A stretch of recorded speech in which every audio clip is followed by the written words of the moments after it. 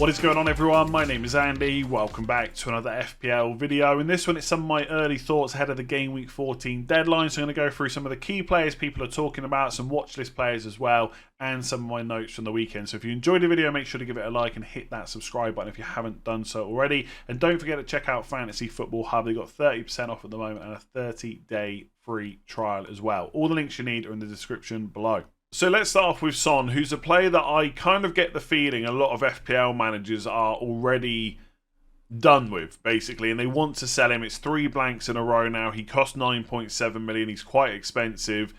And without Maddison, there's this narrative going around that he's no longer an FPL option. That seems to be the general sentiment. Of course, there's a lot of people like me that think he's still worth kind of holding on to. For the match against Aston Villa, I would say he was a little bit unlucky not to walk away with at least one return. I missed the first kind of 15, maybe 20 minutes of that match, but even the rest of the game that I saw, I'm not quite sure how he didn't walk away with a return. And I think if you watched that game and you didn't own Son, you probably consider yourself a little bit lucky that he didn't get a goal or an assist. Now, I don't really buy the fact that he was close to a hat-trick because of all the offside goals. At the end of the day, if you're offside, right? That is something that Aston Villa try and catch you out with. But I think to not get anything was a little bit harsh. I think the main takeaway for me from that game was that Spurs did go on the attack even without Maddison. Of course, you would rather that he was in the team, but having Lo Celso in there was a bit more emphasis on creating those chances, of which there was quite a few in that game. So I think, look, the Chelsea game wasn't great, obviously with the red cards. Spurs down to 10 and 9 men for a lot of that game. That wasn't a fantastic match. The Wolves game wasn't great either.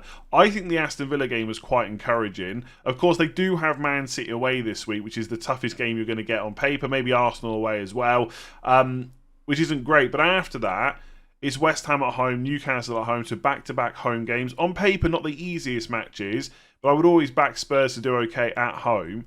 Then it's Forest away, Everton at home, Brighton away, over a period where there's lots of games in quick succession for a player that's probably going to start all of them, get 80 to 90 minutes and should be on penalties. I think my overall feeling with Son from an FPL point of view, you need a good reason to get rid of him. You need a good player that you're bringing in. And I think sometimes, like, this is going to sound really obvious to a lot of people, but I think sometimes FPL managers focus too much on who needs to be sold rather than who needs to be brought into their teams. And I do think there's a subtle difference there. I think you can say to yourself, Son is not returning for a player that cost 9.7 million. He's not delivering on that price tag, and that's absolutely fine. But who are you bringing in? That is the key question for me. Now, if you don't own someone like Saka or maybe Jared Bowen, they seem to be the 2 players that people are looking to bring in, possibly in Burmo as well. Maybe there is maybe that is a viable move to then also have extra money to spend elsewhere. I think that is perfectly reasonable.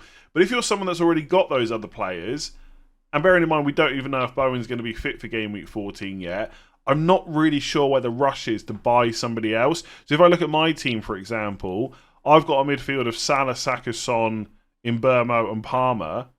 Like, I could sell Son down to, I don't know, Bowen, and then upgrade Palmer to like a Gordon or something like that. But it doesn't feel like an absolute priority move that I need to make. And obviously everyone's in a different position. So to answer the question, would I sell Son to Saka?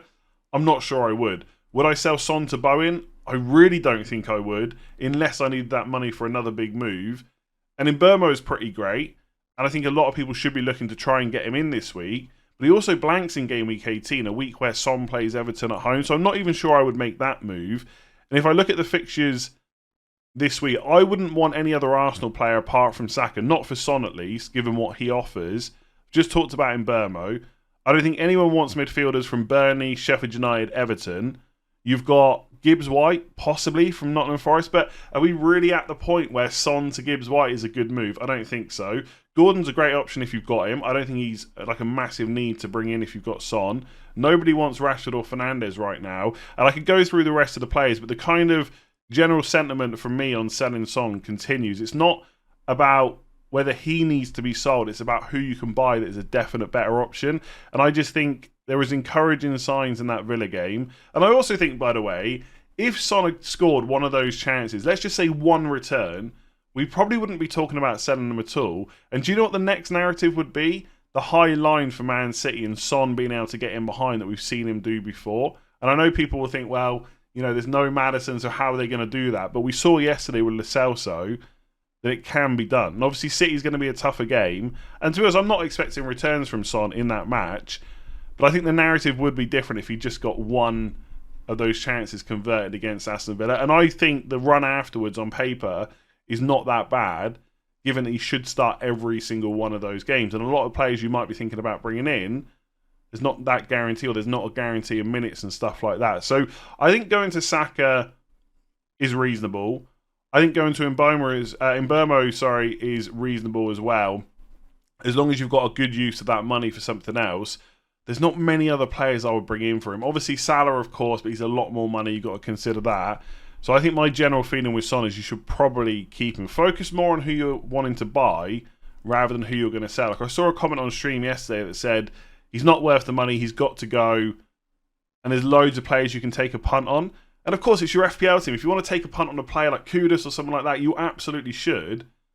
But I don't think there's this massive need to get rid of him. That's just my feeling anyway. You know me, I'm happy to keep hold of players that I think are going to be good long term, that have shown in the past they're good FPL options. Sometimes it doesn't work, like with Fernandes and Rashford. Sometimes it does. I'm hoping with Son that it does. Alright, let's stick with Spurs and talk about Pedro Porro, who's a defender that I would like to get into my FPL team sooner rather than later if I can. Now, there's no rush to do it in Game Week 14 because Spurs are playing Man City away, so one of the toughest fixtures you're going to get all season as a defender, plus they're still missing Romero. But the reason I want to talk about him is because from Game Week 15 onwards, I think he's a good option, and the moves that you'll make this week might dictate what you can do from Game Week 15 onwards. And at 5.3 million...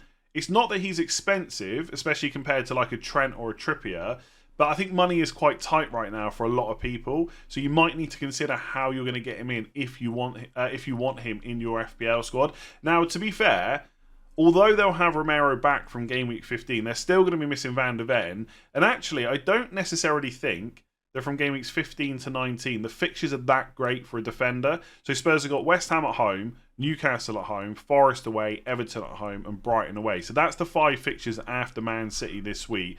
I think if you're hoping for clean sheets, it's probably in the West Ham, Forest, and Everton games. I don't see one against Newcastle, and I don't see one against Brighton. But all that being said, even though the other 3 fixtures are still quite tough, when you factor in everything else in terms of the other defenders that you could be looking at, I think Porro has to be right up there as one of the top options. So if you look at the fixture analyzer on Fantasy Football Hub, and if you want to check this stuff out and all the other tools, links in the description below, 30-day free trial at the moment. Right, if we go from next week, so game weeks 15 to 19, and I order it by clean sheets, there's plenty of teams that are above Spurs, right? So Newcastle, absolutely. But who are you going to buy? Trippier's a lot more money. And I feel like at this point, you've either got him already or you can't afford to get him in without kind of a major restructure of your squad. You could go for Fabian Schär, and I actually don't mind that as an option over Porro. But outside of that, you're going for someone like Livramento or Lascelles, and their place in the team is all kind of... basically, they're only in the team because of injuries, right, is what I'm trying to say. Now, for Livramento, Dan Burn might be out for a little while, but he's also got Lewis Hall competing with him. And with Botman, we still don't really know how long he's out for. It could be ages. And Lascelles might be a great option, but there is a risk in doing that. So Newcastle, great, but obviously you've got those issues I've just talked about. I do like Fabian Schär. I think he is being a little bit overlooked given what he offers. You've got Man City, which are always going to be right up there in terms of clean sheets because their defence is so good. So you could look at someone like Kyle Walker at 5.3 million. He's played 90 minutes in every game so far. But also remember that they blank in game week 18. And you've probably got to carry other players through like Harden and Mbeumo as well. Arsenal, definitely good. Saliba, Gabriel, you could look at them. Chelsea, from game week 16 onwards, the fixtures are good. But who do you go for? Reece James is now suspended, so you're not going to buy him this week. He's also very injury prone. Again, I don't mind him as an option versus Porro. But with Porro, I think the minutes are a bit more secure and he's on all set pieces, which isn't necessarily the case for Reece James, although he probably will take some. And then you look at other defenders. Thiago Silva, when fit, should start pretty much every game at 5 million, but not that exciting from an attacking potential or perspective. And also, will he start all those games in December when you've got midweek fixtures as well? Possibly not. And then Colwell could be a good option. He started a lot of games, but Cucurella is playing all right at left back. They've got Badiashile back as well, who can play left centre back. So there's no guarantee there either, right? And I can go through all these teams, but that is a similar feeling. Like Liverpool, if you want to play around Porro's price, you're looking at Tsimikas. Will he start all the games? Konate and Matip definitely won't. Man United, I think you've missed the boat on them. Then you've got Brighton, no clean sheets all season. Dunk's suspended now for, I think, 2 games. And then you get to Spurs next on the list. So that is why I think Porro's really worth looking at. Do I think Spurs are this great defence with great fixtures? No, I actually don't think that. And I think Van der Ven missing is a big issue. But Porro's minutes are secure. His attacking potential is definitely there. Like anytime you watch Spurs, he's always really advanced. And that is why I like him over this December period. And I think for 5.3, for anyone that's got cash, for example, that is a pretty good move from Game Week 50 and onwards. But you're probably going to have to find some money from somewhere to do it. So I think over December, despite the fixtures, he's one of the best options because of what he offers overall. All right, let's have another conversation about Julian Álvarez. And I say another conversation because I feel like I've spoken about him quite a lot over the last couple of weeks. And my general feeling has been, for most FPL managers, it was the right move to hold on to him. I know it hasn't worked out that well, but I feel like that was the correct decision. Unless you had money to upgrade to like a Watkins or someone like that, there wasn't a pressing need to sell him to a different forward. And look, he has blanked again this week. It's only 1 assist in the last 4 game weeks. But in game week 13, if you didn't have any money to upgrade him, who would you have gone for? Probably Solanke, and he's just blanked against Sheffield United. So the grass is not always greener, but I do fully get the frustration that owners have at the moment. 1 assist in the last 4 games is not great. I think the biggest frustration is that over the last 2 to 4 seasons, if you've played FPL, how many times have you tried to get a nailed Man City attacker, and then one looks like they're getting regular starts, and then all of a sudden they'll be benched, and then they won't start for a few games, and what do we keep calling it, right? Pep roulette. And then this season, Álvarez and Foden are getting regular minutes, but the returns just aren't quite to the level that we've come to kind of expect from Man City players when they get minutes. Now, I still think over the course of the season, Álvarez has done okay, and he's perfectly capable of getting multiple returns. We can see over the season so far, he's at 5.23 points per match. It just hasn't happened recently, and the underlying numbers are not amazing, but they're still okay for a player that only costs 7.1 million that is still getting regular minutes. Like we look against Liverpool, 0.23 expected goals, 0.26 expected assists. Wasn't great against Chelsea, but 0.96 expected assists against Bournemouth. Wasn't great against Man United, 0.32 expected goals against Brighton. Now, I think that's okay for a £7.1 million player, but it's not maybe as good as you would expect from a Man City player. So maybe there's just something not quite right there. Maybe that position in that number 10 role instead of De Bruyne is not really working out. But I still feel like you've got a what looks like a nailed Man City player for now, attacker, with pretty good fixtures coming up. Again, is there that pressing need to sell him? If you've got the money to go to a Watkins or an Isak or a Darwin, fair enough. If you're sick of Álvarez at this point, you need to get rid of him anyway because of the blank in game week 18. When obviously Man City aren't playing because their game against Brentford was postponed, then fair enough, right? I wouldn't argue massively against it. But if you're having to get a forward for 7.1 or below, I still think the answer is probably Solanke. And you've missed the Sheffield United game. Now, I know he blanked anyway, but you've missed that one. On paper, that looked good. Villa at home, Palace away, Man United away, next 3 game weeks. Is that better than what Álvarez has got? Spurs at home, Villa away, and Luton away? I think it's pretty close, if anything. And to be fair, Solanke has the minutes, and he's on penalties as well. But from everything we've seen so far, Álvarez is going to continue to start. I guess the real test will be game weeks 14 to 16, because at times Álvarez has been rested in the Champions League for midweek games. So will he play all 3 Premier League games? We're about to find out, and I cannot guarantee it. We need to see it first. Because if he does get rested for Palace, then it could happen again later on as well. So that would be my worry. So I don't think I would sell him this week unless you're spending more money. So we'll talk about Isak a little bit later, probably a little bit more tomorrow as well. Darwin's got the fixtures for Liverpool and he seems to have regular minutes. And obviously Watkins is just consistent. But Watkins' fixtures are about to get a little bit tougher as well. So, I don't know, it's just one of those, I feel like, let's say the season was just beginning now and I told you that Álvarez was going to play the next 4 games and start every single one of them. Spurs at home, Villa away, Luton away, Palace home. You probably wouldn't turn that down, right? A nailed Man City attacker, when you say that out loud, it sounds like exactly the thing we want for FPL. But obviously, we have seen what's happened over the last few weeks. And maybe he's just not the one at the moment. But I really feel like it comes down to who you're selling him to. I think Solanke is okay, but I don't think it's a massive priority move to make. You need that money to upgrade to someone else, I think.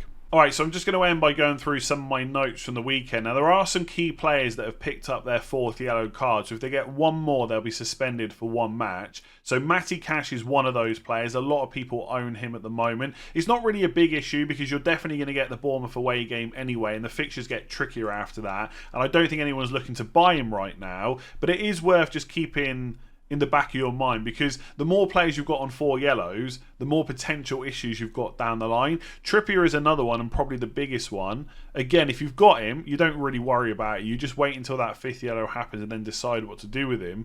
But if you're thinking about bringing him in, that does kind of put a question mark over whether he's a good transfer at the moment. I think generally, my thoughts on bringing in players on 4 yellows is they've got to be a lot better than the alternative, because you could bring them in and then lose them straight away, which wouldn't be ideal. We've been here plenty of times before. The one player that always sticks out in my mind is Diogo Costa for Chelsea many years ago. I didn't bring him in because he was on 4 yellows. He went like 5-6 matches, kept absolutely smashing it.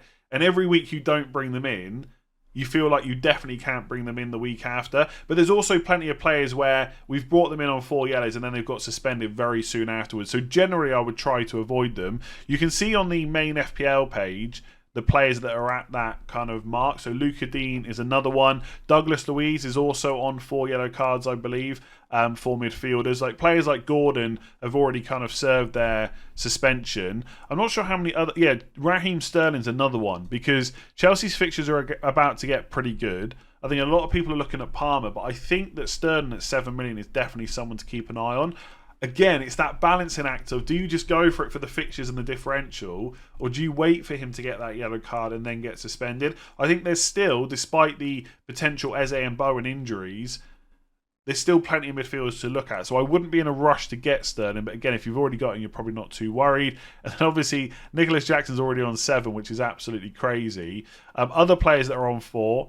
Bruno Fernandes, so I don't think anyone's looking to bring him in right now. And then for forwards, there's not really a huge issue. Players like Watkins, Gabriel Jesus, they're only on 2. So it's really just Trippier and Cash and maybe Raheem Sterling that I'd be keeping an eye on. Some people will want to know when that threshold increases. Your club has to have played 19 games, and then the threshold goes to 10 yellow cards, right? So that's kind of the mark you're waiting for. There's a lot more games to be played before these players hit that.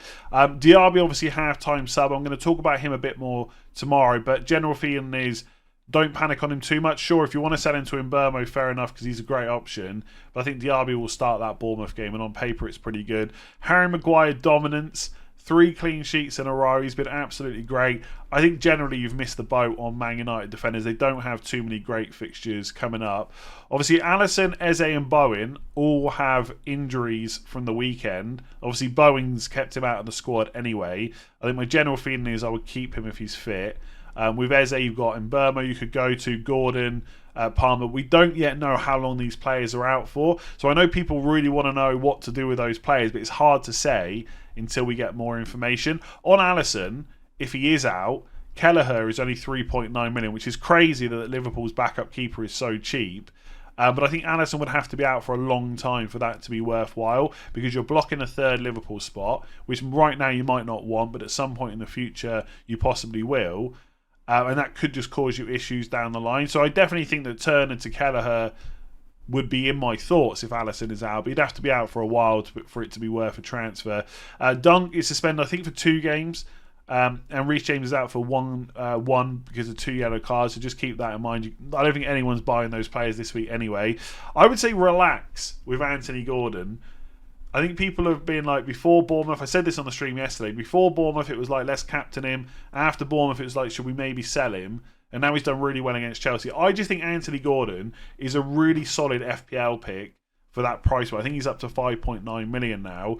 But I also think he's not essential. He's not a panic to go and buy. Like, if you need a player around that price, like let's say you want to sell Eze and you've already got Mbeumo, you don't have the money to go to him, You could look at Palmer, but you could also look at Gordon as well. But for most people, you don't need to rush out and buy him. And if you've got him, just keep hold of him. His minutes are going to be good. Maybe that changes once Harvey Barnes back, but let's wait until that happens. So I would say chill out with players like that. They're perfectly reasonable just to hold on to for the longer term. In Burmo, not essential, but he's definitely one of the best midfielders you can bring in this week. And I would ignore Trossard. I don't think his minutes are secure necessarily, even though he's done well again. So I guess if he keeps performing like this, then he could keep playing. But it's not as a number 9 yesterday. It wasn't. Was it Saturday? I think it was Saturday. It wasn't as a number 9. It's not on the left. He was playing as an 8. And I don't know if that's going to continue. So I just think I would ignore Trossard for now. He's not... Like, he is a nice differential if he keeps getting the minutes, but I just think it's too risky, especially with the additional matches. So I'm sure there's plenty of that stuff to cover in more detail over the coming days. There's other stuff to talk about as well. Got transfer tips tomorrow, team selection on Wednesday, game week preview on Thursday. Final thoughts on Friday, deadline stream on Saturday, so make sure to check out all that. Subscribe if you haven't already on YouTube, much appreciated. Give the video a like if you enjoyed it. Make sure to rate 5 stars if you listen on podcast. You can check out Fantasy Football Hub, links in the description below. Otherwise, I'll catch you again tomorrow.